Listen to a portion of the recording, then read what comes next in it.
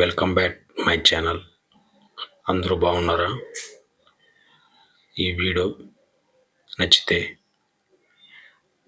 Subscribe చేయండి, like చేయండి, నలుగురికి షేర్ చేయండి. ఈ వీడియో వచ్చేసి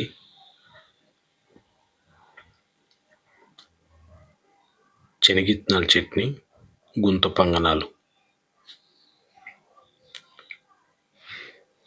చూడండి, ఫస్ట్ శనగిత్తనాల చట్నీ చేసుకుందాం. ముందుగా బాండ్లీ పెట్టుకొని అందులో శనగిత్తనాలు వేసి వేపుకున్నాం. తర్వాత పచ్చిమిరపకాయలు ఒక 5-6 వేసుకుని అందులో వేపుకున్నాం.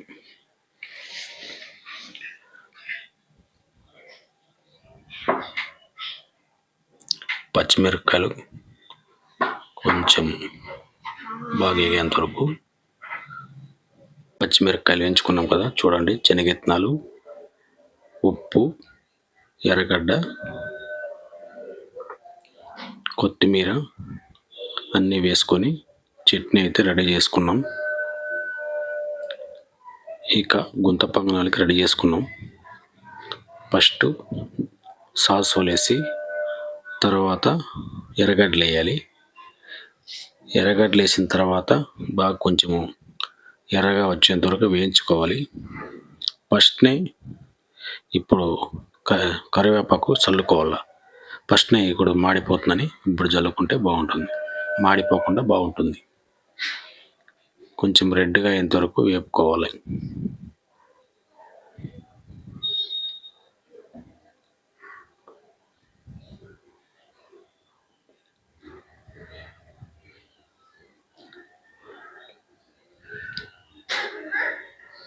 బాగా వేగిన తర్వాత తురుముకున్న క్యారెట్ని అందులో వేసుకోవాలి.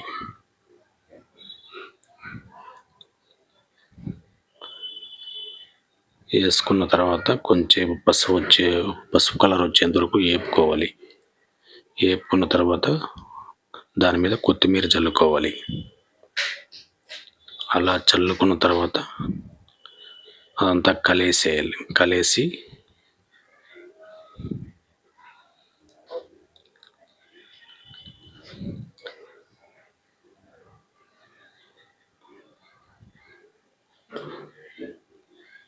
అలా రెడ్గా వచ్చేంత వరకు కలిసుకొని ఇక దాన్ని దించుకోవాలి. దించుకున్న తర్వాత మనము దోశ పిండి కలుపుకుంటాం కదా, ఆ పిండిలోకి అది వేసుకోవాలి. అది వేసుకుంటే మంచి టేస్ట్ వస్తుంది. తర్వాత మనం దాంట్లోకి కావాల్సినవన్నీ వేసుకున్నాం. ముందుగా ఏం వేసుకోవాలంటే కారం పొడి మనకి ఎంత కావాలో అంత వేసుకోవాలి. తర్వాత పసుపు లైట్గా వేసుకోవాలి. తర్వాత కొంచెం ఉప్పు వేసుకోవాలి, తగినంత వేసుకోవాలి.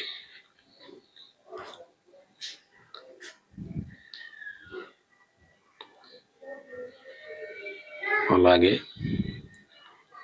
సోడా పొడి మనకి ఎంత కావాలో అంత వేసుకొని పెట్టుకోవాలి. తర్వాత కలుపుకున్న తర్వాత గుంత పొంగనాలు పెనం పెట్టుకోవాలి. పెట్టుకున్న తర్వాత కొంచెం హీట్ అయ్యేంత వరకు వెయిట్ చేసి తర్వాత అందులో ఆ గుంతల్లోకి నూనె తుడిసిన తర్వాత ఇప్పుడు మనకి కొంచెము పిండి అనేది ఇందులో వేసుకోవాలి.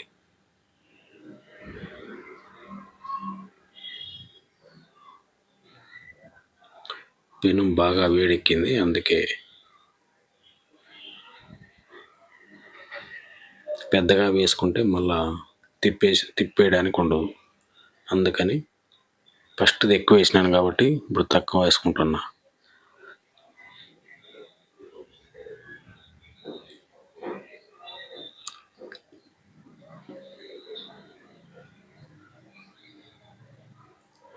కొంచెం కాలేంత వరకు వెయిట్ చేయాలి. వెయిట్ చేసిన తర్వాత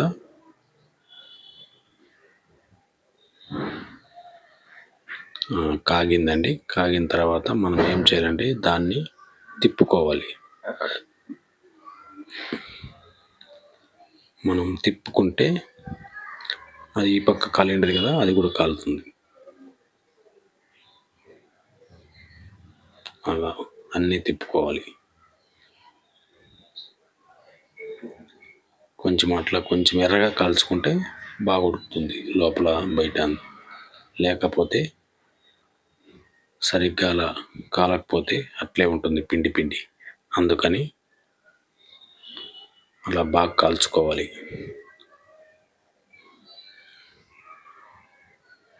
ఒక్కొక్కటి అలా అన్నీ తిప్పుకోవాలి.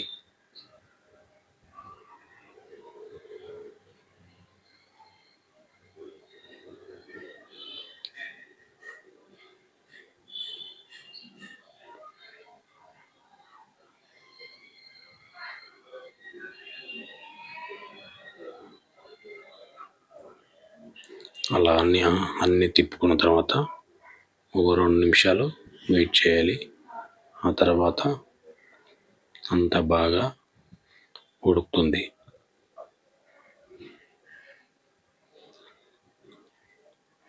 అట్లా ఉడికిన తర్వాత దించుకుంటే మనకి బాగుంటుంది. సరిగ్గా కాలకపోతే పిండి ఉంటుంది కాబట్టి అట్లా బాగా ఉడికించాలి. చూడు, తర్వాత బాగా కాలిందో లేదో చెక్ చేసుకున్నాను.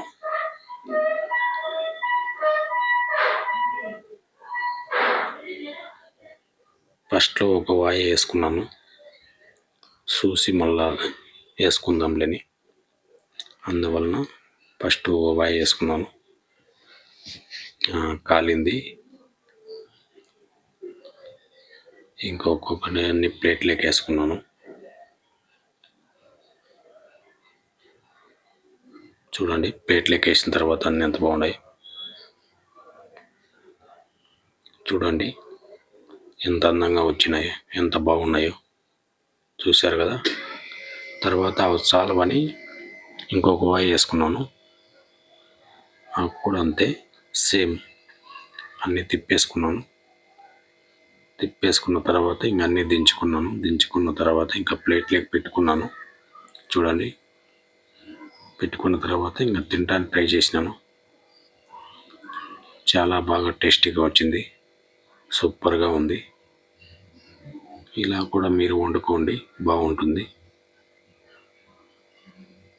సరే, ఉంటాను. వీడియో నచ్చితే సబ్స్క్రైబ్ చేయండి, లైక్ చేయండి. ఉంటాను, బాయ్.